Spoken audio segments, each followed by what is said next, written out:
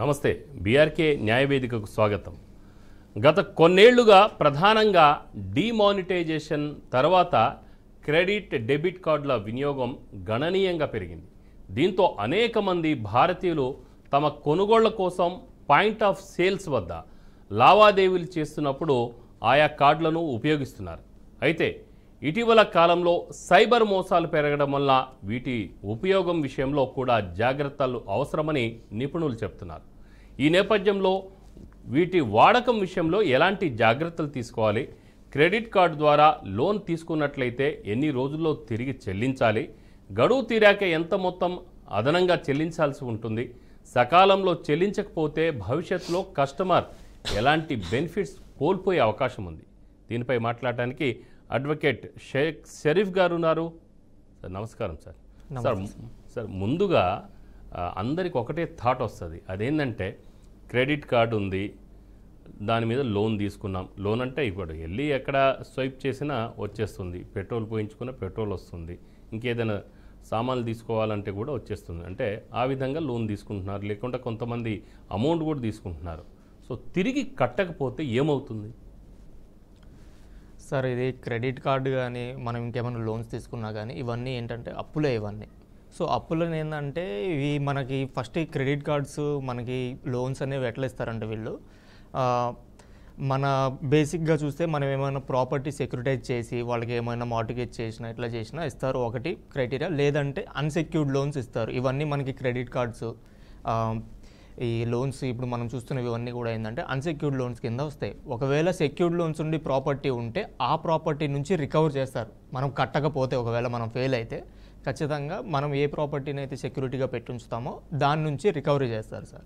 అదే unsecured loans విషయానికి వచ్చేస్తే అన్సెక్యూర్డ్ లోన్స్కి ఏంటంటే రికవరీ చేయడానికి మనకి రెండు పద్ధతులు ఉన్నాయి సార్. ఒకటి ఏంటంటే ఫస్ట్ అన్సెక్యూర్డ్ లోన్స్ ఈ క్రెడిట్ కార్డ్స్ అన్సెక్యూర్డ్ లోన్స్ని ఏంటంటే ఆర్బిట్రల్ అవార్డు తీసుకొని ఆర్బిట్రేషన్ ప్రొసీడింగ్స్ ఇనిషియేట్ చేసి బ్యాంక్స్ కానీ financial recognised or unrecognised financial institutions arbitral award తీసుకొని రికవరీ ప్రొసీడింగ్స్ మన పైన ఇనిషియేట్ చేస్తారు. As a part of that వాళ్ళ ఏజెన్సీని మన దగ్గరికి పంపించడం ఇలాంటివి చేస్తారు. And apart from that execution proceedings కూడా చేస్తారు సార్. ఈపీ ప్రొసీడింగ్స్ కూడా ఉంటాయి. ఎగ్జిక్యూషన్ ప్రొసీడింగ్స్ చేసినప్పుడు ఏమంటే మనకు సంబంధించిన ప్రాపర్టీస్ ఏమైనా ఉంటే మనకు సంబంధించిన అంటే మనకు సెక్యూర్ చేయనివి ఆ లోన్ తీసుకునేటప్పుడు దాంతోపాటు మనం సెక్యూర్ చేయకుండా అన్సెక్యూర్డ్ లోనే తీసుకున్నాం, కానీ మనకు సంబంధించిన ప్రాపర్టీస్ ఏమైనా ఉంటే దాని నుంచి రికవర్ చేయడానికి ఎగ్జిక్యూషన్ ప్రొసీడింగ్స్ అనేది ఇనిషియేట్ చేస్తారు. అలాంటి ఒక అవకాశం ఉంది. మనం కట్టకపోతే ఏమవుతుందంటే ఫస్ట్ బేసికల్లీ సార్ ఈ క్రెడిట్ కార్డ్స్ ఇన్స్టాల్మెంట్స్ ఇవన్నీ ఏంటంటే మనకి టైం ఉంటుంది. అంటే ఇప్పుడు మనం 1 లేదా 2 సార్లు కట్టకపోతేనే వెంటనే వచ్చేసి మన పైన ప్రొసీడింగ్స్ ఇనిషియేట్ చేస్తారంటే అట్లా కాదు. మనం మినిమం ఒక 3 ఇన్స్టాల్మెంట్స్ 3 పేమెంట్స్ డిఫాల్ట్ పేమెంట్స్ అయితే మనవి 3 పేమెంట్స్ డిఫాల్ట్ అయితే అప్పుడు మన లోన్ని వాళ్ళ బుక్స్ ఆఫ్ అకౌంట్స్లో వాళ్ళు ఎట్లా చూపించుకుంటారంటే as a NPA non performing అసెట్గా చూపించుకుంటారు.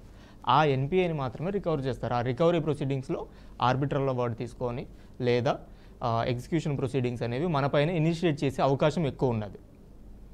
సో మనం వీటి నుంచి మనం కట్టకపోతే వాళ్ళు ఏం చేయలేరు, మనం ఏం సెక్యూరిటీ పెట్టలేదు కదా అని చెప్పేసి మనం అజాగ్రత్తగా ఉంటే మాత్రం ప్రమాదమే సార్. అది ఖచ్చితంగా ప్రొసీడింగ్స్ అయితే నడుస్తాయి మన పైన. అంటే ఇప్పుడు కొన్నిసార్లు ఏజెన్సీ ఏదైతే ఉన్నాయో రికవరీ ఏజెన్సీస్ అవి వాళ్ళ ఏజెంట్స్ని పంపించి ఇబ్బంది కలిగిస్తున్నారు, వాళ్ళ ఎంప్లాయీస్ వెళ్ళి ఇండ్ల ముందు లేదంటే ఆఫీసుల్లో ఎక్కడైతే పనిచేస్తున్నారో అక్కడ వెళ్ళి ఇబ్బంది కలిగిస్తున్నారని చెప్పేసి అంటారు. సో అసలు దీన్ని దృష్టిలో పెట్టుకొని రిజర్వ్ బ్యాంక్ ఆఫ్ ఇండియా చేసిన అంటే క్రెడిట్ కార్డ్స్ లేదంటే బ్యాంక్ లోన్స్ తీసుకున్నప్పుడు రికవరీ ఎలా చేయాలని చెప్పేసి సూచిస్తుంది సార్. మనం చూస్తే మనం బేసికల్లీ క్రెడిట్ కార్డ్స్ లోన్స్ ఏంటంటే మనంతట అంటే ఒక 80% ఆఫ్ లోన్స్ ఇవన్నీ ఏమవుతాయి అంటే మనంతటా మనమే వెళ్ళి తీసుకోము, వాళ్ళే మనల్ని అప్రోచ్ అవుతారు. అప్రోచ్ అయ్యేటప్పుడు ఎంత ప్రేమపూర్వకంగా ఉంటారంటే ఇక మీరు ఏంటంటే మన ఫ్రెండ్స్ దగ్గర తీసుకుంటే ఎట్లా మనం చాలా ఈజీగా తీసుకుంటే ఈజీ గోయింగ్ ఉంటుంది ఆ టైప్లో ఫీల్ అవుతాం, కానీ అట్లా ఏమి ఉండదు.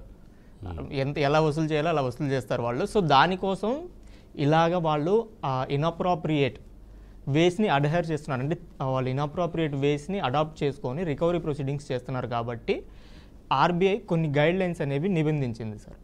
సో ఆర్బీఐ పర్వ్యూలోకి ఎవరెవరు వస్తారు? ఫస్ట్ థింగ్ అంటే బ్యాంక్స్, ఫినాన్షియల్ ఇన్స్టిట్యూషన్స్, రికగ్నైజ్డ్ లేదా అన్రికగ్నైజ్డ్ కూడా ఎవరైతే లెండింగ్ ఇన్స్టిట్యూషన్స్ ఉన్నారో వీళ్ళందరూ కూడా ఆర్బీఐ పరిధిలోకి వస్తారు. సో ఆర్బీఐ పరిధిలోకి వచ్చినప్పుడు ఆర్బీఐ ఏం చెప్తుంది? ఇనిషియేట్ చేయాలి, మనం రికవరీ ప్రొసీడింగ్స్ ఇనిషియేట్ చేయాలి. ఒక పద్ధతి ఏంటంటే ఒకవేళ మనది ఏమైనా ఎసెట్ ఉంటే, సెక్యూర్డ్ ఎసెట్ ఉంటే దాని నుంచి రికవరీ చేసుకోవడం అనేది ఒక పద్ధతి. లేదు, సెక్యూర్డ్ ఎసెట్ని కూడా ఎట్లా రికవర్ చేయాలంటే you have to file a petition for execution of it. So court త్రూనే రికవరీ చేసుకోవాలి అది. లేదంటే అన్సెక్యూర్డ్ లోన్స్ని రికవర్ చేయడానికి రికవరీ ఏజెంట్స్ని రిక్రూట్ చేసుకునే అధికారం ఉన్నది వాళ్ళకి. బ్యాంక్స్కి ఏం చేస్తారంటే ఎన్పిఏలు అయినవి ఇప్పుడు ఫర్ ఎగ్జాంపుల్ ఒక 100 crores ఎన్పిఏ అయితే వాళ్ళు సేల్ చేసేస్తారు రికవరీ ఏజెంట్స్కి. ఒక 30 crores 40 crores సేల్ చేస్తారు. ఆ రికవరీ ఏజెంట్స్ ముక్కు పిండి వసూలు చేసే ప్రయత్నం చేస్తారు. అలా చేయడానికి లేదు. ఆర్బీఐ గైడ్లైన్స్ క్లియర్గా ఉన్నాయి. ఏంటంటే మనము ఆ రికవరీ ఏజెంట్స్ మన ఇంటికి వచ్చేటప్పుడు ఓన్లీ ఆఫీస్ టైమింగ్స్ అంటే లైక్ 10 to 5 లోపే రావాలి. వచ్చి మనకి చాలా మర్యాదపూర్వకంగా మన ఇంట్లో వచ్చి మనతో చాలా మర్యాదపూర్వకంగా మాట్లాడి కలిసి హీ కెన్ రిక్వెస్ట్ ఓన్లీ, మనల్ని డిమాండ్ చేయడానికి లేదు. ఇప్పుడు ఎట్లా చేస్తున్నారంటే నువ్వు కడితేనే ఇంట్లో నుంచి పోతా, లేదంటే సామాన్లు ఎత్తుకుపోతా అని చెప్పడం, రోడ్ల మీద నుంచొని అరవడం, మన పైన అసభ్యకరమైన పదజాలాలు యూజ్ చేయడం, ఇలాంటివన్నీ చేస్తున్నారు రికవరీ ఏజెంట్స్. మనం ఖచ్చితంగా వాళ్ళపైన న్యూసెన్స్ కేసు ఫైల్ చేసి వాళ్ళపైన యాక్షన్ అయితే తీసుకోవచ్చు. అయితే ఆర్బీఐ గైడ్లైన్స్ ఏంటంటే రికవరీ ఏజెంట్స్ ఇలా చేయడానికి లేదు, క్లియర్గా మెన్షన్ చేసి ఉంటుంది ఆర్బీఐ గైడ్లైన్స్లో. రికవరీ ఏజెంట్స్ ఎలాంటి మెథడ్స్ అడ్హైర్ చేయాలి అండ్ మనకి కంటిన్యూస్గా కాల్ చేస్తుంటారు, అబ్యూజివ్ లాంగ్వేజ్లో మెసేజ్లు పెడుతుంటారు, మీ ఫోటోలన్నీ మార్ఫింగ్ చేసి మీ ఫ్రెండ్స్కి చుట్టాలకి పంపిస్తామని చెప్పేసి ఇలా బెదిరిస్తూ ఉంటారు. ఇవన్నీ చేయడానికి లేదు. ఇవన్నీ అలాంటి చేస్తూనే ఉన్నారు కొన్ని చోట్ల. సైబర్ క్రైమ్లో ఇలాంటి ఫొటోస్ కనుక ఏమైనా మార్ఫింగ్ చేసి ఇలా మన ప్రైవసీ వైలేషన్ అయితే సైబర్ క్రైమ్లో రిపోర్ట్ చేస్తే ఆ స్పెసిఫిక్ పర్సన్ ఎవరైతే చేశారో ఆయన పైన అండ్ అపార్ట్ ఫ్రమ్ దట్ ఆ ఫినాన్షియల్ ఇన్స్టిట్యూషన్ పైన కూడా క్రిమినల్ యాక్షన్ అనేది తీసుకుంటారు. క్రిమినల్ కేసెస్ ఫైల్ చేసి వాళ్ళపైన యాక్షన్ అనేది తీసుకోవడం జరుగుతుంది కంపల్సరీగా. మనం ఏంటంటే పూర్తి అవగాహన లేక ఎలాంటి రెమెడీస్ అవైల్ చేయాలనేది పూర్తి అవగాహన లేక మనం వాళ్ళు చేసే దాష్టికాలన్నిటికీ మనం లొంగిపోతుంటాం.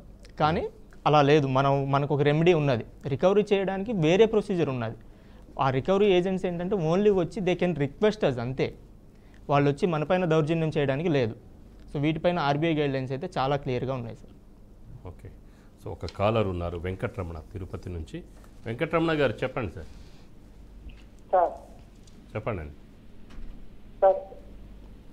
చెప్పండి సార్, వినబడుతుంది సార్. మాది కారు తీసుకెళ్లారు సార్. కారు తీసుకెళ్లారు, ఎవరు? హలో హలో వినబడుతుందండి, చెప్పండి. హలో వెంకటరమణ గారు, మీ టీవీ వాల్యూమ్ తగ్గించండి, లేకుంటే మ్యూట్ చేయండి. తగ్గించాం సార్. చెప్పండి ఇప్పుడు. సార్ మాది కారు. చెప్పండి సార్. సార్ మాది కారు తీసుకెళ్లారు సార్. మరి కారు సుమారు యాక్సిడెంట్ అయింది సార్. యాక్సిడెంట్ అయితే మళ్ళీ దానికి డ్యూలు అప్పుడు కడుతున్నాము, కానీ ఒక 10-13 డ్యూలు బ్యాలెన్స్ ఉంది సార్. బండి రిపేర్ చేసుకొని వచ్చి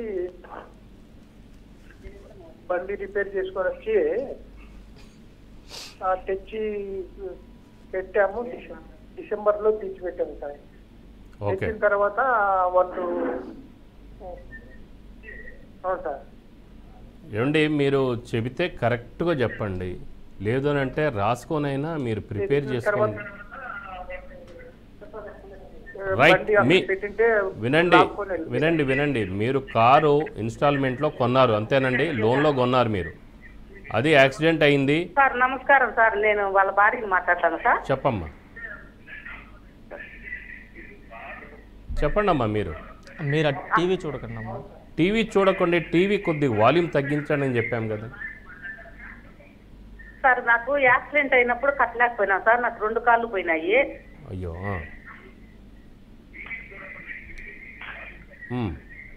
లేదు సార్, టీవీ చూడలేదు సార్. నాకు యాక్సిడెంట్ అయ్యి 2 కాళ్ళు పోయినాయి సార్. ఆ టైంలో మేము కట్టలేక చాలా ఇబ్బందులు అయిపోయినాం సార్, అప్పులు చేసుకొని కొద్దిగా. మధ్యలో కూడా కట్టాం సార్ బండికి.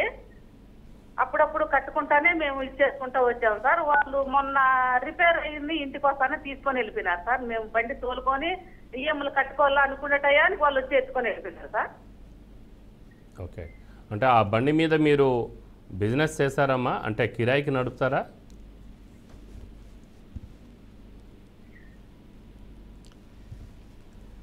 అది సార్ మా పరిస్థితి. రైట్, ఇప్పుడు ఆ బండి మీకు తిరిగి కావాలనుకుంటున్నారు? బండి కిరాయికి పోతాం సార్, బాడికి బండి పోతాం. అంటే ఇప్పుడు ఏం చేస్తే ఆ బండి మళ్ళీ తిరిగి వాళ్ళకి వస్తుంది? ఇప్పుడు ఆ బండి వస్తేనే వాళ్ళు జీవనాధారం అదే అనమాట. అలాగనే వాళ్ళు ఇన్స్టాల్మెంట్ కట్టుకోవాల్సిన పరిస్థితి. సో అయితే వీళ్ళు ఏం చేశారంటే సార్, అంటే వీళ్ళు చెప్పిన దాన్ని బట్టి నాకు అర్థమైంది ఏంటంటే, వీళ్ళకి యాక్సిడెంట్ అయినప్పుడు వీళ్ళు కొంచెం పేమెంట్స్ అనేవి డిలే చేశారు. కానీ దాని తర్వాత మళ్ళీ సబ్సిక్వెంట్గా కంటిన్యూషన్ చేశారు. సో వీళ్ళది ఎట్లా ఉంటుందంటే, బ్యాంకింగ్ కానీ ఫైనాన్షియల్ ఇన్స్టిట్యూషన్స్ ఆపరేషన్ ఎట్లా ఉంటుందంటే, కంటిన్యూస్గా ఎప్పుడైనా ఒక 3 months లేదా ర్యాండమ్గా ఒక 3 months ఎప్పుడైనా మనం డిఫాల్ట్ అయితే ఇక అప్పటి నుంచి అది ఎన్పిఏగానే ఉంటుంది, నాన్ పర్ఫార్మింగ్ అసెట్కి. మనం తర్వాత నుంచి కట్టేవన్నీ వాళ్ళు లెక్కలోకి తీసుకోరు కొన్ని సందర్భాల్లో. సో అవంతా మనకు బూడిదలో పొజిషన్ పన్నీరే అవుతుంది. సో కానీ మనకు పేమెంట్ చేసినట్టు మన దగ్గర వ్యాలిడ్ ప్రూఫ్ కనుక మనం ఉంచుకుంటే మనం మన వెహికల్ని రికవరీ పొందే అవకాశం ఉన్నది. మరి ఫస్ట్ మనకున్న అప్రోచ్ ఏంటంటే, ఆ కన్సర్న్ మేనేజర్ని వెళ్ళి మనం కలిసి మన పేమెంట్స్ ఉన్నాయి, మనం అది క్లియర్ చేసుకుంటామని చెప్పేసి మళ్ళీ ఒకవేళ మీరు రిక్వెస్ట్ చేసుకుంటే ఇస్తారు. ఒకవేళ ఇవ్వకపోతే కనుక రికవరీ ఆఫ్ పొజిషన్కి ఒక పిటిషన్ మీరు ఫైల్ చేసి కోర్టులో మీ వెహికల్ని రిటర్న్ పొందవచ్చు. రైట్, మరో కాలర్ స్వరూపారాణి ఎస్ఆర్ నగర్ నుంచి. నమస్కారం మేడం. మేడం సార్ చెప్పండి సార్. మా వాళ్ళు లోన్ తీసుకున్నారండి. లోన్ తీసుకుంటే ఇన్ టైంలో పే చేయలేదండి. మీ పేరు సార్? నా పేరు శ్రీనివాసరావు అండి. సార్ శ్రీనివాస్ గారు చెప్పండి. లోన్ తీసుకుంటే ఇన్ టైంలో పే చేయలేదు. దానికి బ్యాంక్ వాళ్ళు వచ్చేసి వెళ్తే పే చేయమంటారు. ఏమండి నేనే చెప్పాను ఏమండి, చెప్పండి సార్. అయితే వాళ్ళు వచ్చేసి చాలా అబ్యూజివ్ గా మాట్లాడుతున్నారు. రికవరీ బ్యాంక్ వెళ్తే మాకేం సంబంధం లేదండి అని అంటారు. ఏజెన్సీ వాళ్ళకి వచ్చేసేసి వరస్ట్ గా ఎంత వరకు మాట్లాడతారంటే అంత వరకు మాట్లాడతాను. ఇప్పుడు సైబర్ క్రైమ్ కి వెళ్తే మాకు ఇలాంటి కాల్స్ కామన్ గా వస్తున్నాయండి, మేము ఎంతమందికి చేస్తామండి అని అన్నారు. ఎవరు పడితే వాళ్ళకి ఫోన్ చేసి వరస్ట్ గా మాట్లాడుతున్నారంటే. అదేవిధంగా వాళ్ళు ఫోన్ చేసేసి ఫొటోస్ మార్పింగ్ పెడతామని చెబుతున్నారండి. అవన్నీ కూడా రికార్డెడ్ ఉన్నాయండి. ఓకే, అంటే బ్యాంకు మీరు ఏ బ్యాంకులో అండి మీరు తీసుకున్నది లోన్? కోటక్ బ్యాంక్ అంటే సోమాజీ కూడా. లోన్ అమౌంట్ ఎంత? లోన్ అమౌంట్ ఎంత? లోన్ అమౌంట్ అప్రాక్సిమేట్లీ 6 lakhs అండి.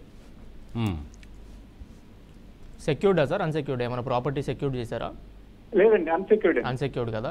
సో ఏంటంటే సార్, వీళ్ళు మీకు ఏదైతే కాల్స్ చేసి మిమ్మల్ని ఇబ్బంది పెట్టే ప్రయత్నం అయితే చేస్తున్నారు, అబ్యూజివ్ లాంగ్వేజ్ యూజ్ చేయడం, ఫొటోస్ మార్క్ చేస్తామని చెప్పి బెదిరించడం, ఇవన్నీ కూడా వైలేషన్ ఆఫ్ ఆర్బీఐ గైడ్లైన్స్. అవును, సో ఇవన్నీ వైలేషన్ ఆఫ్ ఆర్బీఐ గైడ్లైన్స్. మీరు ఏంటంటే మీరు పోలీస్ స్టేషన్కి వెళ్ళి మంచి పని చేశారు, సో అక్కడ కంప్లైంట్ తీసుకోలేదు అంటున్నారు. కాబట్టి మనకి రెండు రెమెడీస్ అవైలబుల్ ఉన్నాయి సార్. ఒకటి సివిల్, ఒకటి క్రిమినల్, ఒకటి 2 రెమెడీస్ అవైలబుల్ ఉన్నాయి. మీరు డైరెక్ట్గా ప్రైవేట్ కంప్లైంట్ ఫైల్ చేసి వాళ్ళ మీద క్రిమినల్ యాక్షన్ ఇనిషియేట్ అయ్యే లెక్కన చేయొచ్చు. ఒకటి ప్రైవేట్ కంప్లైంట్. ఒకవేళ ఎప్పుడైతే పోలీసు మన ఎఫ్ఐఆర్, మన గ్రీవెన్స్ తీసుకొని రిపోర్ట్ చేయకుండా ఎఫ్ఐఆర్ చేయకుండా ఫెయిల్ అవుతారో అప్పుడు మనం ప్రైవేట్ కంప్లైంట్ ఫైల్ చేసి కోర్ట్ త్రూ యాక్షన్ చేయించుకొని ఇన్వెస్టిగేషన్ చేయించేలా చేయడం ఒక పద్ధతి. లేదు మనం వీళ్ళ నుంచి సబ్సిక్వెంట్గా ఫర్దర్గా కూడా కాల్స్ ఏం రాకూడదు అనుకుంటే మీరు సివిల్ రెమెడీ కూడా ఒకటి ఉంది. మన లోన్ ప్రొసీడింగ్స్ని ఇప్పటి వరకు స్టే తీసుకురండి, మనం పే చేయడానికి ఇప్పుడు స్టే ఇవ్వండి, వీళ్ళు వైలేషన్ ఆఫ్ ఆర్బీఐ గైడ్లైన్స్ ఉన్నాయని చెప్పేసి ఒక injunction, suit for injunction file చేసి ఇంజంక్షన్ కూడా తీసుకోవచ్చు. మన పేమెంట్స్ కానీ లేకపోతే వాళ్ళ నుంచి కాల్స్ ఇవన్నీ కూడా కట్ డౌన్ చేయడానికి మనం ఇంజంక్షన్ సూట్ కూడా ఫైల్ చేయవచ్చు సార్. ఈ 2 రెమెడీస్ అయితే అవైలబుల్ ఉన్నాయి. రైట్, శ్రీనివాసాచారి గారు నల్గొండ నుంచి. నమస్కారం అండి. సార్ నమస్తే సార్. సార్ మీ సమస్య ఏంటో క్లియర్గా చెప్పండి సార్. సార్ మేము వృత్తిరీత్యా కార్పెంటర్ సార్. మాది సివిల్ మంచిగా ఉన్నప్పుడు మాకు అంతమందికి లోన్స్ గిట్లా ఏం లేకుండే సార్. సివిల్ మంచిగా ఉంది అని చూసి లోన్ సిస్టమ్ వస్తే తీసుకోవడం జరిగింది, ప్రైవేట్ లోన్స్. ఇది 8 lakhs, 10 lakhs, 5 lakhs అట్లా. తర్వాత ఇప్పుడు ఒక 7 months అంది వర్క్ లేవు, బిజినెస్ లేదు. లేకుండా ఉండేసరికి లోన్ కట్టలేకపోయినాం. దాని గురించి ఫుల్ టైట్ చేయడం, కట్టరా లేదా, ఫైనాలిటీలు అవన్నీ ఇవన్నీ చాలా వరకు పడుతున్నాయి. బిజినెస్ లేదు అని చెప్పి ఆపుకుంటే అయినా కానీ దాన్ని మేము చెప్పుకునే విధంగా లేకుండా అయిపోతున్నాం, కట్టలేకపోతున్నాం. లేదు సార్ అంటే లేదు కట్టాల్సిందంటే రేపు షాప్ ఫిల్ చేస్తాం, అది ఫీల్ చేస్తాం అని చెప్పని కోర్టు చేస్తున్నాం సార్.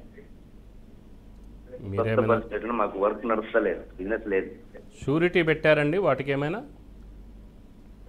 ఒకదానికి షూరిటీ సార్, కథమే మొత్తం అన్సెక్యూరిటీ సార్. అంటే ఎన్ని లక్షల దానికండి అది షూరిటీ పెట్టింది?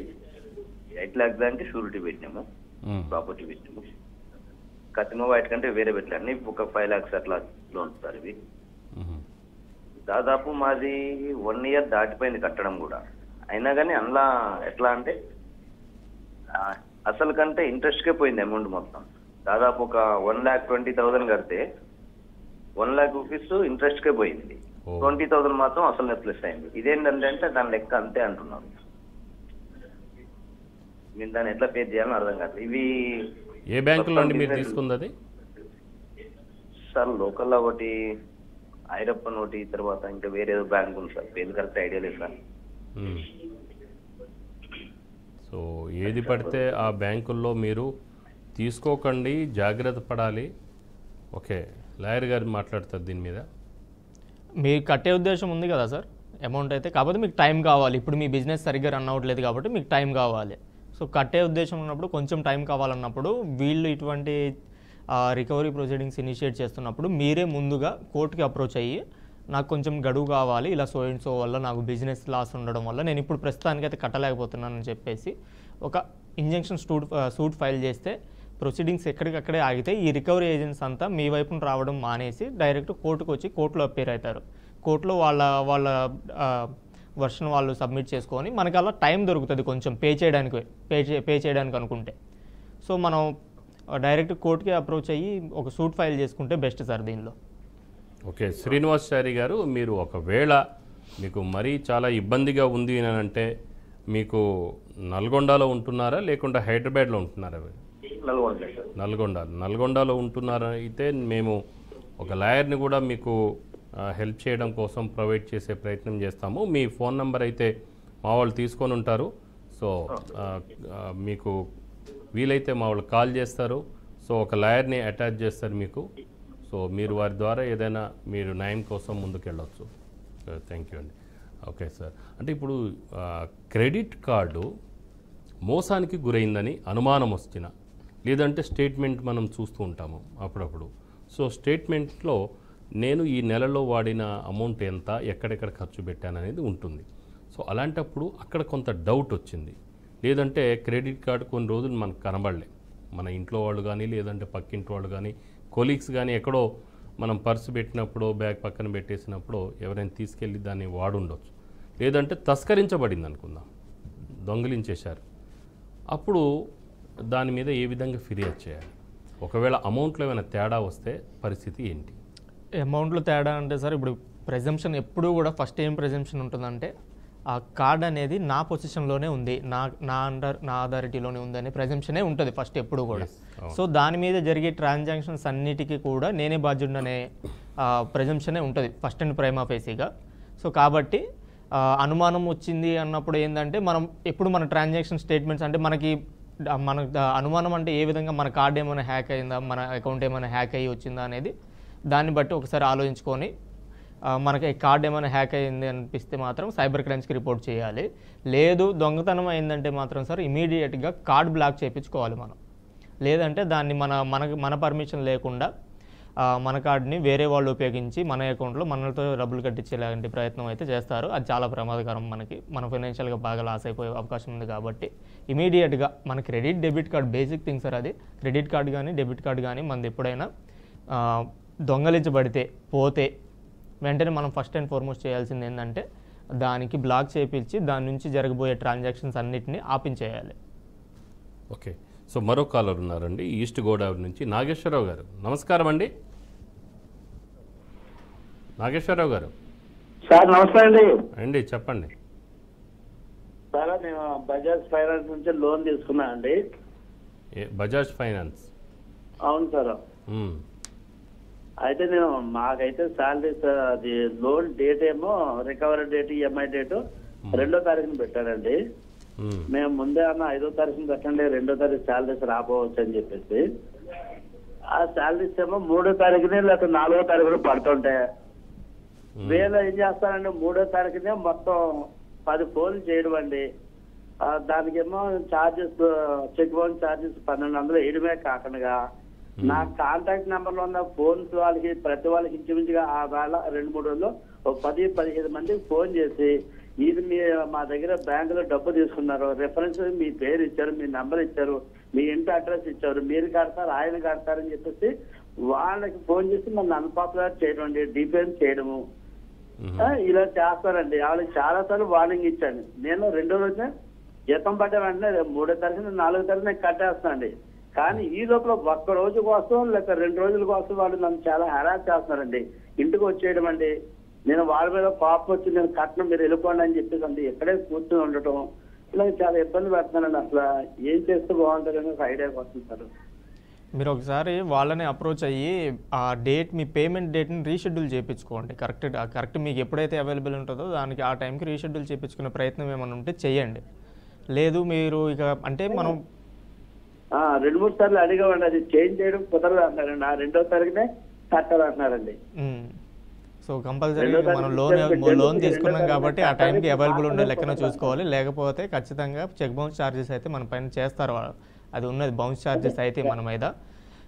మీరు కట్టే ఉద్దేశం లేదు ఇంకేమైనా మొత్తం ఒకేసారి తీసుకుంటారంటే సెటిల్మెంట్ ఏమైనా మాట్లాడుకొని క్లోజ్ చేసుకుంటే బెస్ట్ సార్. అది సెటిల్మెంట్ లేదు, నేను ప్రాపర్గానే కడుతున్నా అండి. కాదు 1 రోజు కోసం వాళ్ళు నన్ను డీఫేమ్ చేసి హెరాస్ చేస్తానండి. దాని గురించి అది ఇంకా డిఫమేషన్ మీరు ఫైల్ చేసే ఉద్దేశం ఉంటే దాన్ని ప్రూవ్ చేయగలిగితే డిఫమేషన్ సూట్ ఒకటి ఫైల్ చేసుకొని వాళ్ళ నుంచి మనం పరువు నష్ట దావా వేసి వాళ్ళపై నుంచి అయితే మళ్ళీ డిఫమేషన్కి మనం ఎంతో అంత ర్యాన్సమ్ అనేది మనం గెయిన్ చేయొచ్చు సార్. పాసిబిలిటీ ఉన్నది. Okay, thank you sir. Right. మరో కాలర్ ఉన్నారని పద్మ హైదరాబాద్ నుంచి. పద్మ గారు నమస్కారం అండి. నమస్కారం అండి. చెప్పండి. నేను ఆర్బిఎల్ క్రెడిట్ కార్డ్ తీసుకున్నానండి. అయితే దాన్ని నేను కంటిన్యూషన్ కట్టేస్తానండి.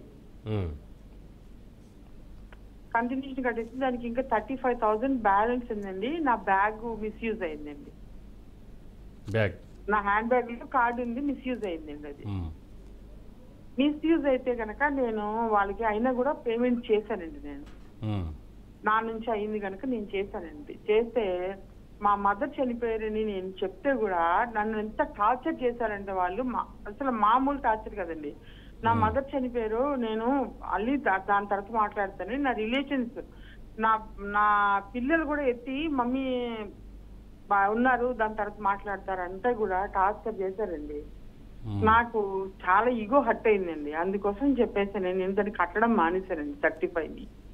35ని ఇప్పుడు 80 చేశారండి. 80 చేసి రోజుకు లాయర్ చేత నాకు అరెస్ట్ వారెంట్ అని చెప్పేసి బెంగళూరు నుంచి ఒక లాయర్ రోజు మార్చి రోజైనా నాకు మెసేజ్ చేస్తున్నారండి. ఎందుకంటే లక్డీ కపూల్ నుంచి మీ దగ్గరికి పోలీసు వస్తున్నారు, మీకు అరెస్ట్ వారెంట్ అని చెప్పేసి. దాని తర్వాత నేను ఏజెంట్ ఫోన్ చేస్తే నేను చెప్పానండి, ఇదిగో నాకు ఫలానా డేట్ కి 6 ఫోన్ చేయండి, మీరు నా దగ్గర 15 days కి నేను ఒక 10,000 కట్టగలుగుతాను, ఆ 15 days కి 10,000 కట్టించుకోండి మీరు వచ్చి అని అంటే నన్ను ఒకటే టార్చర్ చేస్తున్నారండి. రైట్. ఇప్పుడు మీరు 35,000 రూపీస్ కట్టగలుగుతారా? నేను కట్టేస్తానండి, ఎందుకంటే అది ఎలా అయినా జరిగినా నేను కట్టాలి ఖచ్చితంగా. అది ఓకే, రైట్. ఇక్కడ లాయర్ గారు మీకు సమాచారం అందిస్తారు. అలాగనే ఒకవేళ లీగల్గా ఏదైనా మీకు ప్రొసీడింగ్స్ ముందుకు వెళ్ళాలి అని అనుకుంటే, ఒకవేళ లాయర్ సలహా అలాగనే సర్వీస్ మీకు ఏమైనా కావాలంటే కూడా మీరు న్యాయవేదిక ద్వారా మీకు అందించే ప్రయత్నం కూడా చేస్తామండి. మీ నంబర్ అయితే మా వాళ్ళు తీసుకొని ఉంటారు. అది కరెక్ట్ కాదు కదండి, ఎందుకంటే Yes, ఒక yes. మదర్ చనిపోయి నేను ఉంటే అవును. ఆ సేమ్ డే అండి మ్మ్. పెట్టమంటే కూడా అస్సలు ఒక్కటే కాలు రాత్రి 11-12 వరకునండి. రైట్. లాయర్ గారు, మీరు ఇప్పుడు కనుక ఆ బ్యాలెన్స్ 35,000 కనుక పే చేయగలిగితే, ఒకవేళ మీరు వాళ్ళతో రికవరీ ఏజెంట్ ఎవరైతే మీకు కాల్ చేస్తున్నారో వాళ్ళతో మాట్లాడి, అది మీరు సెటిల్మెంట్ ఉంటుందమ్మా, సెటిల్మెంట్ మాట్లాడి మీరు అది 35,000 లేకపోతే ఇంకొంచెం 5,000 అటు ఇటో మాట్లాడి క్లోజ్ చేసుకుంటే బెస్ట్. దాని తర్వాత కూడా ఏమవుతుందంటే స్టిల్ మనకి ఆ పెండింగ్ ఎక్సెస్ అమౌంట్ ఏదైతే ఉందో అది వాళ్ళు అలాగే పెండింగ్ చూపిస్తుంటారు. దానికి సపరేట్ కన్జ్యూమర్ ప్రొసీడింగ్స్ ఉంటే మనం సిబిల్ని అండ్ బ్యాంక్ని పార్టీ చేసి దాన్ని కూడా వేవ్ ఆఫ్ చేయించవచ్చు, అలా ప్రొసీడింగ్స్ చేయొచ్చు. అండ్ వన్ మోర్ థింగ్, మీకు కంటిన్యూస్గా డే ఆఫ్టర్ డే, రోజు తర్వాత రోజుకి ఒక వారెంట్ చూపిస్తూ బెంగళూరు నుంచి ఎవరో ఫోన్ చేస్తున్నారు అన్నారు కదా, మీరు దాని గురించి ఏం భయపడాల్సిన అవసరం లేదు. వారెంట్ ఒక్కసారి ఇష్యూ అవుతుంది, రోజు మార్చి ప్రతిరోజు కొత్త డేట్లో వారెంట్లు ఏమి ఉండవు. అలాంటి అసలు ఫస్ట్ ఆఫ్ ఆల్ ఎగ్జిక్యూషన్ ప్రొసీడింగ్స్లో వారెంట్లు అనేవి చాలా తక్కువ, అసలు వారెంట్లు చేయరు. ఏమైనా ఉంటే ప్రాపర్టీ నుంచి రికవర్ చేసుకునే అవకాశమే ఉంటుంది, కానీ అరెస్ట్ వారెంట్లు అయితే ఏమి ఉండదు. ఏంటంటే మిమ్మల్ని సాధారణ జనాల్ని భయపెడితే, అరెస్ట్ పోలీస్ అంటే భయపడితే డబ్బులు కట్టేస్తారని చెప్పేసి చేసే ఒక చర్య మాత్రమే అది. దాని గురించి మీరు ఏం భయపడాల్సింది లేదు. అది కూడా వాళ్ళు మిస్యూజ్ చేస్తున్నారు కాబట్టి మీరు కన్సర్న్ మీ జ్యూరిడిక్షన్ ఉన్న పోలీస్ స్టేషన్లో ఇలా భయపెడుతున్నారని చెప్పేసి కూడా రిపోర్ట్ చేయొచ్చు. సార్ కన్సర్న్ అనేది ఉంటుంది కదా సార్, ఎందుకంటే నేను రెగ్యులర్ గా కట్టే కస్టమర్ని యాజ్ ఏ మదర్ చనిపోయిందని చెప్తే కూడా అంత పైశాచికంగా అలా బిహేవ్ చేయడం అనేది కరెక్ట్ కాదు కదా సార్. అది దాని గురించి మేమే యాక్షన్ తీసుకోలేము సార్. అదే అమ్మా, హెరాస్మెంట్ చేయకూడదు వాళ్ళకి. మనకి క్లియర్గా ఆర్బీఐ నుంచి గైడ్ లైన్స్ ఉన్నాయి. రికవరీ ప్రొసీడింగ్స్ అనేవి చాలా స్మూత్గా మీ ఇంటికి కూడా ఏంది మీ పర్మిషన్ తీసుకొని వర్కింగ్ టైమ్స్లో మీరు అవైలబుల్ ఉన్నప్పుడు మీరు పర్మిట్ చేస్తే రావాలి. హాలిడేస్లో, పబ్లిక్ హాలిడేస్లో, ఏమైనా పండుగలు పబ్బాలు ఉన్నప్పుడు ఈ టైంలో కూడా వాళ్ళు రావడానికి లేదు. గైడ్ లైన్స్ అయితే చాలా క్లియర్గా ఉన్నాయి, కాకపోతే వైలేషన్ జరుగుతుంది గైడ్ లైన్స్ది. సో కంపల్సరీగా మీలాంటి వ్యక్తులు కంపల్సరీగా ముందుకు వచ్చి రిపోర్ట్ చేస్తేనే వాళ్ళపైన ఏమైనా యాక్షన్ తీసుకునే అవకాశం ఉంటుంది. సో ఇలాంటి వైలేషన్ జరుగుతుందని చెప్పేసి, ఎందుకంటే చాలా ఖచ్చితంగా తీసుకోవాలి సార్, ఎందుకంటే మేము కట్టడానికి రెడీగా ఉన్నాం. నా నుంచి మిస్యూజ్ అయింది, నేను కట్టడానికి రెడీగా ఉన్నాను సార్. నేను రిపోర్ట్ చేశారా అమ్మా? మిస్యూజ్ అయింది రిపోర్ట్ చేశారా మీరు? వాళ్ళకి మెయిల్ పంపించడం కానీ ఇక్కడ పోలీస్ స్టేషన్లో కానీ రిపోర్ట్ చేశారా? దాన్ని నేనే డైరెక్ట్ గా పోయి వాళ్ళకి చెప్పానండి. ఏమైనా రిటర్న్ అంటే చెప్పడం ఓవరాల్గా ఎప్పుడు మనకి ఎవిడెన్స్ ఉండదు. అది మీరు ఏం చేయాలంటే ఒక మెయిల్, వాళ్ళకి అఫీషియల్ మెయిల్ ఐడి ఉంటుంది, దానికి ఒక మెయిల్ పంపించాలి. మిస్యూజ్ అవుతుంది, కార్డు ఇమీడియట్గా ఆపేయండి అని చెప్పేసి, లేదా ఫండ్స్ మిస్యూజ్ అయినాయి అని చెప్పేసి ఇలా రిపోర్ట్ చేయాలి. సో అప్పుడు అది మళ్ళీ సైబర్ క్రైమ్ పర్వ్యూలోకి వస్తుంది. మనం దానిపైన తర్వాత separate recovery action cyber crime వాళ్ళే డైరెక్ట్గా తీసుకుంటారు. అది ఓకే ఓకే సార్, నమస్తే అండి, మంచి సలహా చెప్పినందుకు. రైట్ అండి. ఇక ఇప్పుడు చిన్న బ్రేక్ తీసుకుందాం. బ్రేక్ తర్వాత ఇప్పుడు పద్మా గారి సమస్య ఏదైతే ఉందో దాన్ని బేస్ చేసుకొని ఆర్బీఐ గైడ్ లైన్స్ కొన్ని ఇచ్చింది. ఎందుకంటే క్రెడిట్ కార్డు లేదంటే బ్యాంక్ లోన్స్ తీసుకున్నప్పుడు కొన్ని సమస్యలు వస్తాయి, కంపల్సరీ ఎవరో ఒకళ్ళకి వస్తుంటుంది.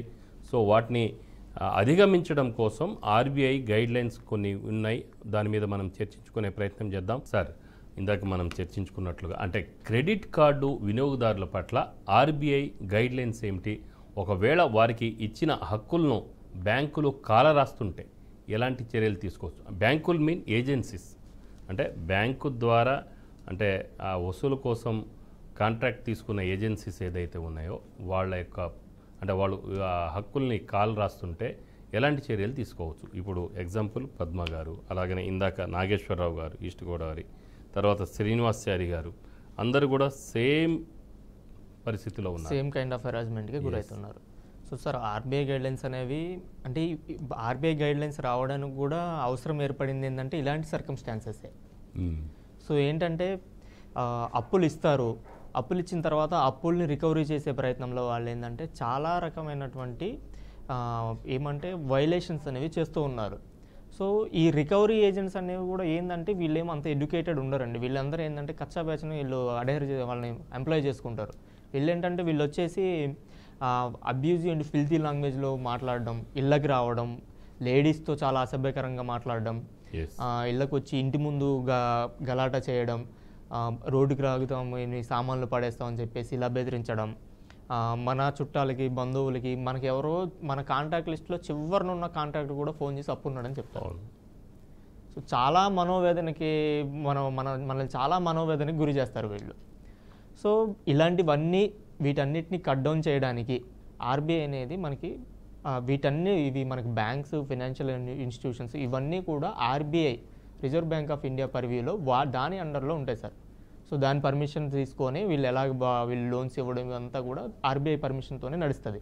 సో వీళ్ళు అప్పు ఇచ్చారు, అప్పుని మళ్ళీ వాళ్ళు కూడా రికవర్ చేసుకొని వాళ్ళ బిజినెసే అది, అప్పు ఇవ్వడం రికవర్ చేసుకోవడం వాళ్ళ బిజినెస్. దాన్ని ఎట్లా రికవర్ చేసుకోవాలనే దానికి ఇలాంటి వైలేట్ చేసే, ఎవరినైనా ఇబ్బంది కలిగించే, మనోవేదన గురి చేసేటువంటి చర్యలు ఏమైనా చేపట్టకూడదని చెప్పేసి క్లియర్గా చాలా చాలా మంచి గైడ్లైన్స్ అనేవి పెట్టాయి.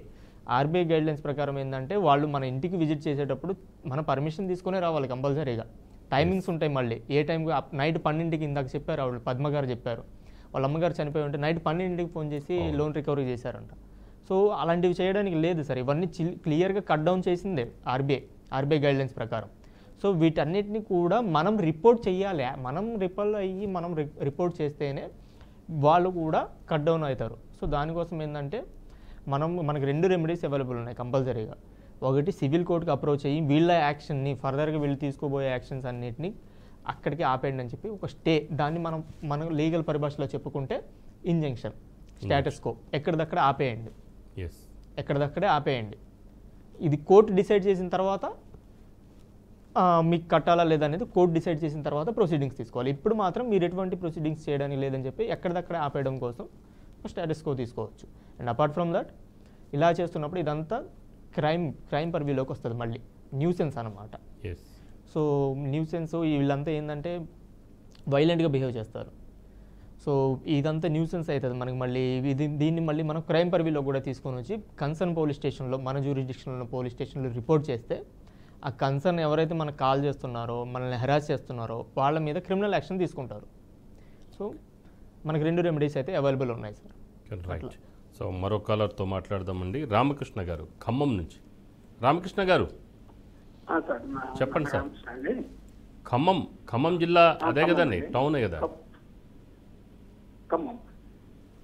అంటే ప్రకాశం జిల్లా ఖమ్మమా లేకుంటే ఖమ్మం జిల్లానా? ఎస్, ఓకే అండి, తెలంగాణ. రైట్, చెప్పండి సార్. నేను బజాజ్లో తీసుకున్నాను, పర్సనల్ లోన్ ఇచ్చారు, సిబిల్ స్కోర్ మంచిగా ఉన్నప్పుడు. చెప్పండి. హలో చెప్పండి సార్. అయితే అది కట్టామండి, మ్యాక్సిమం ఇంకా 70,000 ఉంది, సెటిల్మెంట్కి వచ్చిందండి. మేము సెటిల్ చేసుకున్నాం అనుకుంటున్నాం. ఫర్దర్ మనకి ఏమన్నా ఈ సిబిల్ స్కోర్ మీద ఏమన్నా ప్రాబ్లం ఉంటుందా? పాప లోన్కి ఏమన్నా ఎడ్యుకేషన్ లోన్ కిందకి వెళ్ళాలి ప్రాబ్లం ఉంటుందా? చదివిన తర్వాత నెక్స్ట్ సెటిల్మెంట్కి వచ్చింది, సెటిల్మెంట్ చేసుకున్నామని మేము రెడీగా ఉన్నామండి. అదండి ప్రాబ్లం. రైట్. నాకు ఏమన్నా లోన్స్కి ఏమైనా ఇబ్బంది అవుతుందా సెటిల్మెంట్ వల్ల? అంటే ఎక్కడైనా గ్యాప్ ఉందండి? మీరు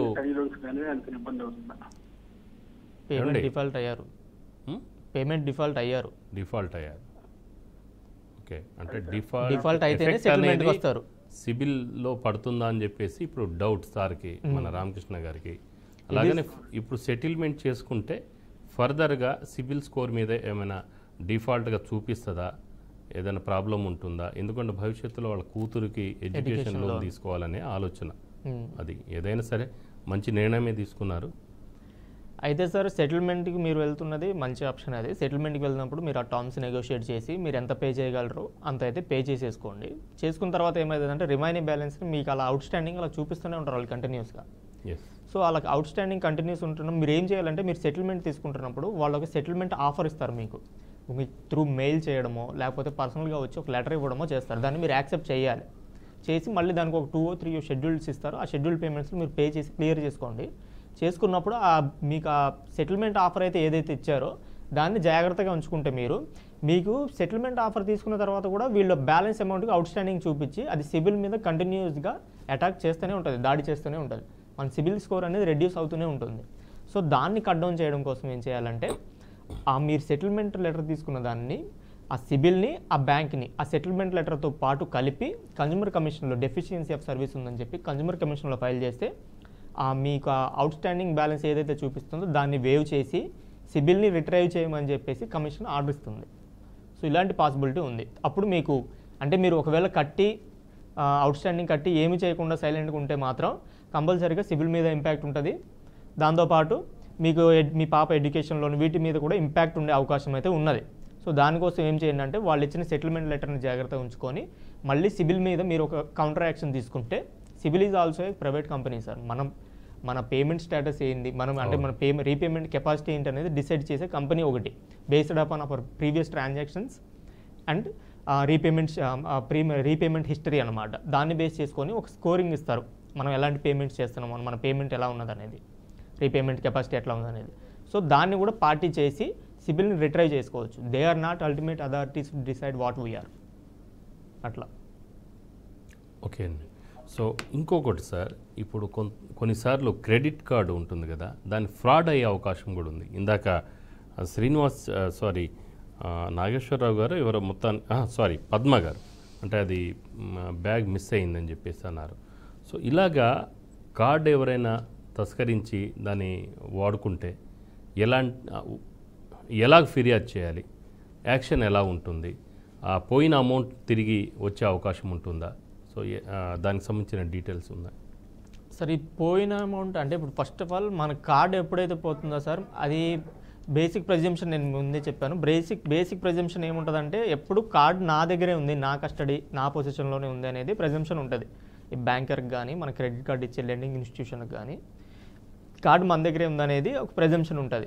అంటే వాళ్ళు అలా ఊహిస్తారు, ఎప్పుడు కార్డు మన దగ్గరే ఉంటుంది అనేది ఊహిస్తారు. సో మనం ఏం చేయాలి, కార్డు మన పొజిషన్లో నుంచి ఎప్పుడైతే మన ఆధీనం నుంచి ఎప్పుడైతే పోతుందో, దొంగిలించబడమో తస్కరించడం జరుగుతుందో, ఇమీడియట్గా కన్సర్న్ క్రెడిట్ లెండింగ్ ఏజెన్సీకి టోల్ ఫ్రీ నెంబర్స్ ఉంటాయి. దానికి కాల్ చేసి మన కార్డుని ఇమీడియట్గా బ్లాక్ చేయించుకోవాలి. లేదంటే మన కార్డు వేరే వాళ్ళు ఉపయోగించి, దొంగిలించిన వ్యక్తి ఉపయోగించి మనకి మళ్ళీ ఆ బిల్ మనకు వచ్చే అవకాశం ఉన్నది. సో ఒకవేళ మనం డిలే అయిన తర్వాత ఏమైంది, ఎవరో మన కార్డుని యూజ్ చేశారు. మన కార్డ్ని యూజ్ చేసినప్పుడు ఏం చేయాలి, మనం ఇమీడియట్గా మనకి అలాంటి మెసేజ్ నోటిఫికేషన్ వస్తే ఇమీడియట్గా వితిన్ 24 అవర్స్లో మనం మన దగ్గర ఉన్న కన్సర్న్ పోలీస్ స్టేషన్కి వెళ్ళి ఒక క్రైమ్ రిపోర్ట్ చేస్తే, ఇలా మోసం జరిగింది, నా కార్డు దొంగలించబడి దాన్ని ఉపయోగించారని చెప్పేసి చెప్తే వితిన్ 24 అవర్స్లో మళ్ళీ ఆ అమౌంట్ను కూడా వాళ్ళు రికవరీ చేసే అవకాశం అయితే ఉన్నది సార్. సో దొంగలించినప్పుడు కంపల్సరీగా రిపోర్ట్ చేసి బ్లాక్ చేయించుకొని వెళ్ళి పోలీస్ స్టేషన్లో రిపోర్ట్ చేయాలి. ఓకే సార్, ఇప్పుడు ప్రవీణ్ గారు ఉన్నారు హైదరాబాద్ నుంచి. ప్రవీణ్ గారు చెప్పండి సార్. హలో, చెప్పండి సార్. అదే మాకు 4-5 క్రెడిట్ కార్డ్స్ ఉన్నాయండి. అంటే మాది లాస్ట్ ఇయర్ మాది జాబ్లెస్ అయింది. అయిన తర్వాత పేమెంట్ చేయలేకపోయినాము. ఈ హరాస్మెంట్ ఉంది. రీసెంట్ ఒకటి ఉంటే HDFC బ్యాంక్ లో సెటిల్ చేసుకున్నాం 1,60,000 అంటే మేము కట్టలేమంటే 35,000 అట్లా కడతామంటే ఓకే సెటిల్ అయిపోయింది అది. కానీ ఈ సెటిల్మెంట్స్ ఉన్నాయి, కానీ దీంట్లో హరాస్మెంట్ మీరు కూడా ఇన్ని కేసులు చూస్తున్నారు కదా. RBL వాళ్ళు చేసినంత టార్చర్ నథింగ్. దానికి ప్రత్యేకంగా ఎగ్జాంపుల్స్ ఇచ్చేవి ఏం లేవు. వాడు ఇంటికి వస్తాడు, ఇంట్లో కూర్చుంటారు, అది చేస్తారు, ఇది చేస్తారు, బస్సులో కూర్చుంటారు, ఇంటి ముందటనే తీసుకేస్తారు, వస్తువుని పోయేటోని కలుస్తారు, ఎదురుంగోళ్ళకి పక్కోళ్ళకు వాళ్ళకు వీళ్ళేంది మన గురించి మొత్తం ఆ సినిమాని ఎట్లా ప్రమోట్ చేస్తారో అట్లా అంత విపరీతమైన టార్చర్ ఉంది. వీళ్ళకి ప్రత్యేక ఎగ్జాంపుల్ ఏం లేదు సార్. వీళ్ళకి చెప్పడానికి ఏ రకంగా ఆడుకుంటారో కొందరైతే కొంచెం వీక్ హార్టెడ్ ఉంటే చనిపోతారు కూడా, సూసైడ్ చేసుకుంటారు. It's not a joke. అంటే పూర్వం ఇలాంటివి జరిగినాయండి. అంటే ఈ రికవరీ ఏజెంట్స్ రాకముందే బ్యాంక్ ఎంప్లాయీసే ఇండ్లకు వచ్చినప్పుడు ఈవెన్ గ్రామాల్లో కూడా వరి పొలాల దగ్గరకు వచ్చి పొలంలో జెండా పాతేయడం ఇలాంటివి జరిగినాయి. చిన్నతనంలో చూసాం అది అన్ని. సో ఇలాంటి పరిస్థితులు ఉన్నాయి, అందుకనే కదా రైతులు చనిపోవడం ఇవన్నీ కూడా మనం చూసాము. సో ఇలాంటివి అయితే ఉంటాయి. ఇప్పుడైతే అఫీషియల్గా ఏజెన్సీస్ కూడా వచ్చేసాయి. సో ఇలాంటివి జరుగుతున్నాయి. దీని మీద ఎలా ఓవర్కమ్ చేయాలి అనేది కట్టగలుగుతారా లేరా? ఇంతకుముందు రిలయన్స్ వాళ్ళు ఉన్నప్పుడు ఫోన్ బిల్ కూడా రిలయన్స్ 10-20 వేలు చేసి కట్టలేకపోతే వారు గవర్నమెంట్ అది చేసింది. ఏం చూసి ఇచ్చిండ్రు? ఏమైనా బిజినెస్ చేసుకోండి, మనిషి ప్రాణం పోవద్దు. నీకు అంత అథారిటీ ఉంటేనే నువ్వు ఇచ్చినావు, అథారిటీ ఉంటే ఇచ్చినావు. ఇప్పుడు అథారిటీ లేనప్పుడు నువ్వు విరమించుకోవాలి. ఇప్పుడు ఎవరైనా డబ్బాష చూపెట్టి నీకు ఈ లోన్ ఇస్తాను, ఆ లోన్ వస్తాను, నీకు సివిల్ స్కోర్ ఉందంటేనే ఇస్తున్నావు. ఇప్పుడు ఆ సివిల్ స్కోర్ పడిపోయింది, ఉద్యోగాలు పోయి, అప్పులు అయ్యి, యాక్సిడెంట్స్ అయ్యి, డిసీజెస్ వచ్చి ఇవన్నీ అయినాయి. అది ఒక పరిష్కారం కాదు sir. That to RBL most important. వాళ్ళు ఏం చేస్తున్నారంటే సార్ మీకు ఇందుగా 2 lakhs ఉంది కదా, మీరు ఒక బార్డర్ మనీ కట్టండి, ఒక 25,000, 30,000, 40,000 కట్టండి, దాన్ని థర్డ్ పార్టీలకు పంపించి మళ్ళీ దాన్ని ఈఎంఐ చేస్తాము, మళ్ళీ అదొక 24 months చేస్తాము, మళ్ళీ అది అట్లనే అవుతుంది. ఇక కొత్తగా నేర్చారు సార్ మీరు ఏం కట్టకుండా దాన్ని మళ్ళీ రివర్స్ రీటెండరింగ్ చేస్తాం, ఈఎంఐలో మారుస్తాము అని మళ్ళీ అదొక టార్చర్. ఏదేమో కానీ అదొక వెసులుబాటు ఇస్తున్నట్టు అన్నమాట. ఇదే కట్టలేకపోతున్నాము అంటే దానికి అది టార్చర్ చేసి ఇది చేసి వీళ్ళు ఇంకోటి ఏంటంటే. ప్రవీణ్ గారు మీ సమస్య ఏంటనేది అర్థమైంది. మరో కాలర్ ఉన్నారు, వారితో మాట్లాడిన తర్వాత ఇద్దరి కలిపేసి లాయర్ గారు మాట్లాడే ప్రయత్నం చేస్తారు, మీకు సమాధానం ఇస్తారు. సత్యం గారు సికింద్రాబాద్ నుంచి. సత్యం గారు చెప్పండి సార్. నమస్కారం అండి. మాది ఇండస్ట్రియల్ బ్యాంకులో గతంలో దాదాపు 4-5 సంవత్సరాల క్రితం తీసుకున్నా. నేను మా అమ్మాయి పెళ్ళినప్పుడు క్రెడిట్ కార్డులో తీసుకొని మొత్తం పేమెంట్ కట్టేశాను సార్. మొత్తం కట్టేసిన తర్వాత ఆఫ్టర్ 2 years తర్వాత 2 years తర్వాత మీకు 100 రూపాయలు బ్యాలెన్స్ ఉంది అని చెప్పి నాకు మెసేజ్ వచ్చింది. వాళ్ళు ఏదో తప్పుడు లెక్కలు చూసుకున్నారేమో, ఎట్లొచ్చిందో ఏమో అని నేను దాన్ని ఇగ్నోర్ చేశాను. దాని తర్వాత కంటిన్యూగా మంత్లీ పెరుగుకుంటూ ఇప్పుడు దాన్ని దాదాపు 6,000 చిల్లర చేసేసారండి. 6,000 చిల్లర 16,000 చిల్లర చేసి చెప్తున్నారు.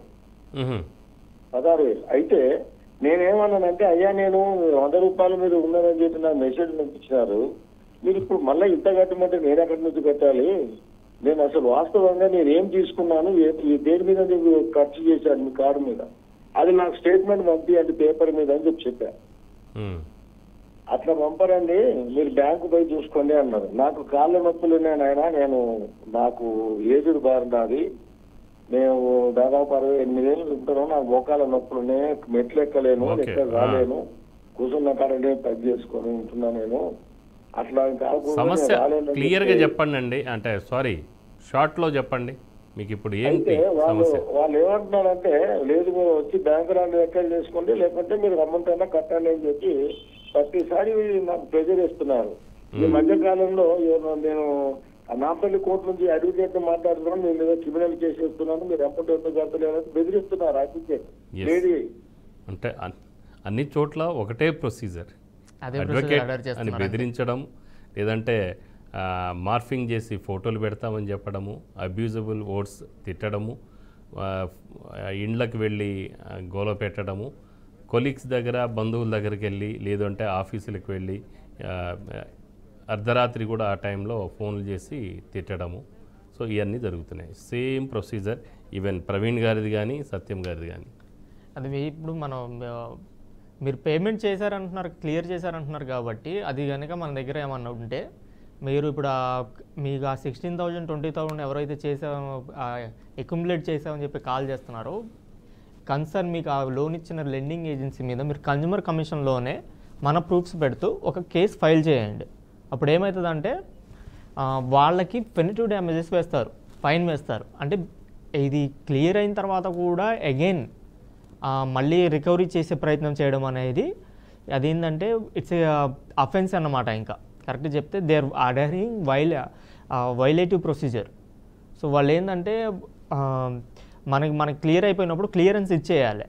సో మళ్ళీ వాళ్ళు ఏం చేస్తారు, మనకి ఆ ఇంట్రెస్ట్ అనేది పునిటివ్ ఇంట్రెస్ట్ ఛార్జ్ చేస్తూ దాన్ని చక్ర వడ్డీ చేసుకుంటూ అది చాలా ఎక్కువ అమౌంట్ని రికవరీ చేసే ప్రయత్నం చేస్తున్నారు. కాబట్టి మీరు కన్జ్యూమర్ కమిషన్కి అప్రోచ్ అయితే కనుక వాళ్ళకే తిరిగి కన్జ్యూమర్ కమిషన్ ఫైన్ వేస్తూ మన సివిల్ని రిట్రైవ్ చేస్తూ మనకు ఒక రెమెడీ అనేది ఇప్పిస్తారు సార్. అండ్ మీరు అడ్వకేట్ కాల్ చేశారు, వారెంట్ ఉంది, నాంపల్లి పోలీస్ స్టేషన్ నుంచి వస్తున్నాము, ఇదంతా దీని గురించి మీరేం పెద్దగా భయపడాల్సిన అవసరం లేదు సార్.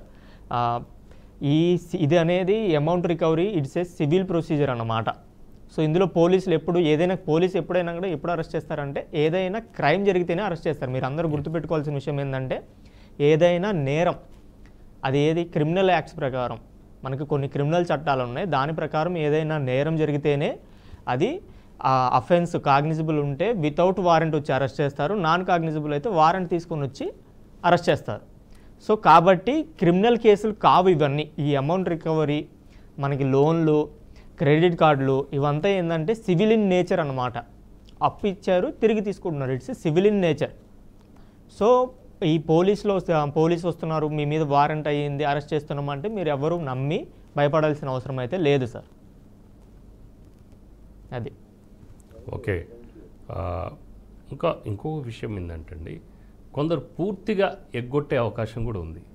అంటే కొందరు చెప్తారు పోనీ ఎగ్గొట్టేయండి అని చెప్పేసి కూడా అంటుంటారు. సో అది కరెక్ట్ కాదని మనం కూడా చెప్తున్నాము. సో అలాంటి వారిపై సిబిల్ స్కోర్ ప్రభావం ఎలా ఉంటుంది?